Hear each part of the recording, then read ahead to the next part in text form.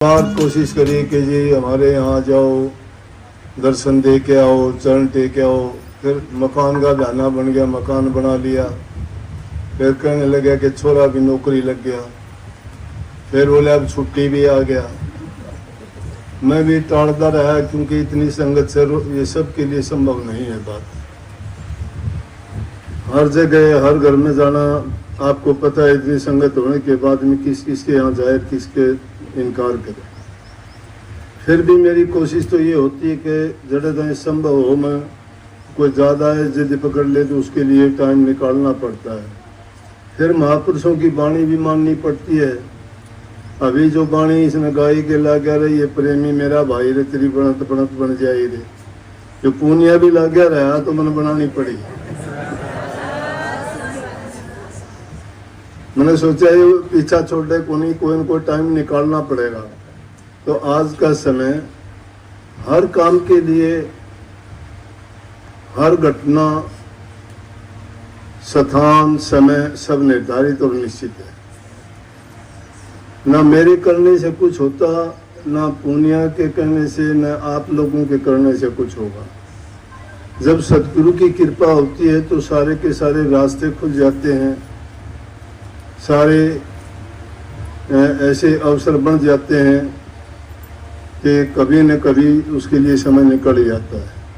और शुभ काम के लिए तो देखो एक आदमी की नहीं, अब मैंने ये सोचा भी नहीं था कि इतनी संगत सुबह सुबह आ जाएगी। मैंने सोचा था कि थोड़े बहुत 10, 20, 50, 100 होंगे, फटाफट मिल के ढाणी सांकरी होके 10 बजे तक आश्रम में पहुंच जाऊंगा। तो सत्संग के लिए तो आपको पता है, कब पीछे भी बाहर गया था, 1 महीना तो नहीं, 5-4 दिन कम रहे होंगे, लेकिन वहाँ भी इतने सत्संग किए कि रोजाना 2 या 3 टाइम तो चाहे थोड़ा रहा होगा, लेकिन हर रोज 2-3 सत्संग होते थे। उस दौरान में 25-30 सत्संग ऐसे हुए, ये अपने जयमल सिंह जी कहने लगे कि जी ये सत्संग तो एक किताब का रूप देना चाहिए, सारे के सारे इतने अच्छे और पूरे रूहानी सत्संग थे। तो अपना समय सत्संग में गुजरता है, आप लोगों के कल्याण के हित की भलाई के लिए ही अपना जीवन है।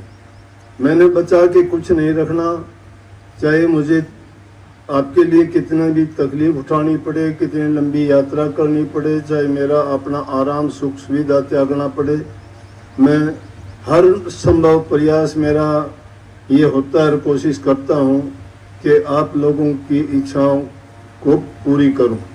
इच्छा पूरी होती नहीं है कभी किसी की, आज एक पूरी होगी, कल को दूसरी होगी, कल को दूसरी होगी, फिर अगली हो जाएगी। अगर किसी के यहाँ एक बार जाता हूँ, फिर अगले बार कहते हैं जी इस दिन आप आए थे, पोते का जन्मदिन था, इस साल भी आई हो। अब वो थोड़ी बात संभव हो सकती है, लेकिन बड़ी अच्छी बात है कि आपका प्रेम और श्रद्धा इतनी ही बड़ी रहनी चाहिए। भक्ति सच्ची यही है कि इंसान के दिल में प्रेम हो, कर्म में सेवा हो, सोच में नेक काम हो। जो नेक काम करता है, दूसरे की सेवा करता है, पर हित को वो अपना धर्म और कर्तव्य समझता है। दूसरे की भलाई में अपना जीवन जो लगाता है, उसको अपना भला करने की जरूरत नहीं होती, क्योंकि वो जो आपकी संभाल करता है उसकी संभाल वो मालिक करता है। इसलिए हमें ये बात पूरे अपने यकीन और विश्वास के साथ अपना जीवन इन चीज़ों के लिए लगा देना चाहिए। नहीं तो समय का भरोसा नहीं है कि कब उसका वक्त आ जाए, कब चला जाए। इसलिए वक्त रहते हुए इंसान को जितना अच्छा हो सके अच्छे काम करे, दूसरे के भलाई के काम करे, साथ साथ जो मुख्य हमारा काम है, जिसके लिए हमें जीवन मिला है, उसको कभी ना भूलें। और वो काम हमारा क्या है? प्रभु के नाम का सुमरण करना, उनका चिंतन करना। नेक काम भी इंसान तभी करता है जब वो हमें याद रहता है।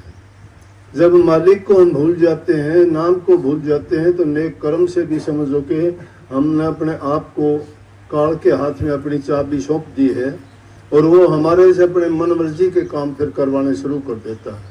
एक बार थोड़े लड़खड़ा जाते हैं, रास्ते से भटक जाते हैं, फिर लाइन पर आना बड़ा कठिन होता है। आज का समाज देखते नहीं, नौजवान बच्चे हैं एक दूसरे को देख के बैठ जाते हैं। घरों में माँ बाप के पास समय नहीं कि उनको अच्छे संस्कार दें, क्योंकि समय उनका है ही नहीं। अगर उनके पास कुछ समय बिताएं, उनके पास बैठें, उनको समझाएं, उनको हमारी संस्कृति के बारे में ज्ञान दें कि हमारा देश तो वो देश था कि जिसमें ऋषि मुनियों के नाम से जाना जाता था, जिसमें कहते थे कि परमात्मा के साक्षात दर्शन होते हैं, और इसमें कोई संदेह भी नहीं। हम दुनिया में सिरमौर है धर्म के लिए। जितने संत महात्मा, जितनी हमारी संस्कृति या हमारा इतिहास कहता है कि जितने धार्मिक ग्रंथ महापुरुषों द्वारा लिखे गए, चाहे वो रामायण हो, चाहे महाभारत हो, चाहे वो वेद हो, चाहे कुरान और दूसरे शास्त्र हैं जिनमें पुराण सारी की सारी, तो उनमें सब के सब ये चीज़ को दिखाते हैं कि हम धर्म के दृष्टि से अगर देखा जाए तो दुनिया में सबसे आगे थे और अब भी हैं। लेकिन कुछ एक आजकल के ये बुरे प्रचार के कारण कहो, पाश्चात्य शिक्षा का उनका देखरेख के देखने से बुरा प्रभाव जो पड़ा है उससे बचा नहीं जा सकता। उसके दुष्परिणाम हमें भुगत भी रहे हैं। रोजाना नए नए किस्से झगड़े देखते हैं। जब घरों में शांति नहीं हो, मन में आदमी को चिंताएं लगी रहती हों, संतान की हो, रोजी रोजगार की हो, या अपने रोग बीमारी तकलीफ की हो, या अपने सामाजिक जीवन और घरेलू जीवन से संबंधित कोई भी बात हो, तो ये हो नहीं सकता कि आदमी उनके रहते हुए प्रभु के नाम का सुमन भी कर ले। ठीक है कि हम चले जाते हैं, लेकिन वहाँ जाने के बाद भी चाहे सत्संग में जाओ, कीर्तन में जाओ, चाहे कहीं और कथा वाचन जहाँ होता वहाँ जाओ, लेकिन अगर मन में चिंता है तो आप वहाँ नहीं गए। वहाँ बैठने के बाद भी आपके दिमाग में वही चिंताएं, वही बात जब चलती रहती हैं, तो वहाँ जाने के बाद भी आप उन्हीं चिंताओं में बैठे हुए हो। मन से जब तक वो चिंताएं नहीं निकलती, मन में शांति नहीं रहती, जब तक वो कल्पनातीत बातें जो सौपन की तरह से हमारे हर समय दिमाग में सोते उठते बैठते जागते चलती रहती हैं, तो ये संभव नहीं है कि हम उस नाम का जाप कर सकें या ध्यान लगा सकें। तो उनको दूर करने के लिए यही है कि आदमी अपनी इच्छाओं को कम करे, बिना बात की चेष्टा ना करे, और जो भी कर्म करता है उस कर्म को ये ना सोचे अपना कर्तव्य मान के करे। कर्तव्य मान के जो कर्म करते हो उसमें आप किसी पर एहसान नहीं जताते। लेकिन अगर कोई काम करके हम सोचते हैं कि इसका हमें फल भी मिलना चाहिए, मैंने अच्छा किया था, उसने मेरे साथ बुरा किया, नहीं, तुम्हारे पास अच्छा करने के लिए था, आपने अच्छा किया। जिसके पास बुरा करने के लिए था उसने बुरा कर दिया। लेकिन इस ओर ध्यान ना दो, आप अच्छा करके अपने मन में संतोष रखा करो कि मैंने नेक काम किया है, और तुम्हारा फल तुम्हें नेकी का अच्छा ही मिलेगा। जो बुरा करता है उसको बुरा मिल जाएगा, उसमें तुम्हारा कोई लेना देना नहीं। लेकिन अगर उसे बुराई का चिंतन करोगे तो तुम्हारे अच्छे किए हुए पर भी पानी फिर जाएगा, क्योंकि वो बात तुम्हारी खत्म हो जाएगी, बुराई तुम्हारे हृदय में घर कर लेगी। तो फिर आप अपनी दृष्टि के दोष को नहीं निकाल सकते, क्योंकि आपकी दृष्टि उन्हीं चीज़ों पे जाएगी। तो प्रथम चीज़ ये है कि घरों में प्यार प्रेम और शांति रखोगे। चाहे अगर कोई छोटी मोटी बात पे कहा सुनी हो जाती है तो भी उसको अनसुनी करके उसको लंबी नहीं चलानी चाहिए। पति पत्नी की बात हो जाए, भाई भाई की हो जाए, बहन भाई की हो जाए, बेटे बहू की हो जाए, उन बातों को समाधान शांति से प्यार से कर लोगे, शांति भंग नहीं होगी, सुख रहेगा। और मैं कहता हूँ कि जिस घर में शांति है उस घर में सब चीज़ों के ठाठ रहेंगे। लेकिन अगर घरों में अशांति है तो न भक्ति रहेगी, न कोई भजन भाव तुम्हारा बन सकेगा, न तुम्हारे विचार अच्छे रह सकेंगे।